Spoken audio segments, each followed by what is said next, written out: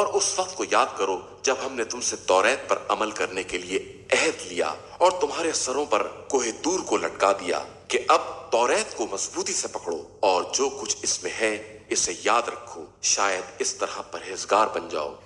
پھر تم لوگوں نے انحراف کیا کہ اگر فضل خدا اور رحمت الہی شامل نہ ہوتی تو تم خسارہ والوں میں سے ہو جاتے۔ تم ان لوگوں کو بھی جانتے ہو جنہوں نے شنبے کے معاملے میں زیادتی سے کام لیا، تو ہم نے حکم دے دیا کہ اب ذلت کے ساتھ بندر بن جائیں، اور ہم نے اس جنسی تبدیلی کو دیکھنے والوں اور بعد والوں کے لیے عبرت اور صاحبان تقوی کے لیے نصیحت بنا دیا۔ اور وہ موقع بھی یاد کرو جب موسیٰ نے قوم سے کہا کہ خدا کا حکم ہے کہ ایک گائے ذبح کرو، تو ان لوگوں نے کہا کہ آپ ہمیں مذاق بنا رہے ہیں۔ فرمایا پناہ بخدا کہ میں جاہلوں میں سے ہو جاؤں۔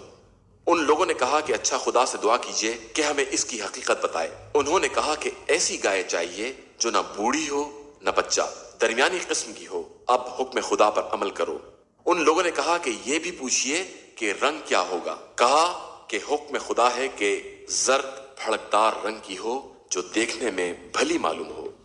ان لوگوں نے کہا کہ ایسی تو بہت سی گائے ہیں، اب کون سی ذبح کریں؟ اسے بیان کیا جائے، ہم انشاءاللہ تلاش کر لیں گے۔ حکم ہوا کہ ایسی گائے جو کاروباری نہ ہو، نہ زمین جوتے نہ کھیت سینچے، ایسی صاف ستھری کہ اس میں کوئی دھبا بھی نہ ہو۔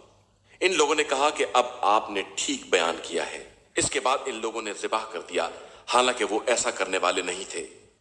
اور جب تم نے ایک شخص کو قتل کر دیا اور اس کے قاتل کے بارے میں جھگڑا کرنے لگے، جبکہ خدا اس راز کا واضح کرنے والا ہے جسے تم چھپا رہے ہو، تو ہم نے کہا کہ مقتول کو گائے کے ٹکڑے سے مس کر دو۔ خدا اسی طرح مردوں کو زندہ کرتا ہے اور تمہیں اپنی نشانیاں دکھلاتا ہے کہ شاید تمہیں عقل آ جائے۔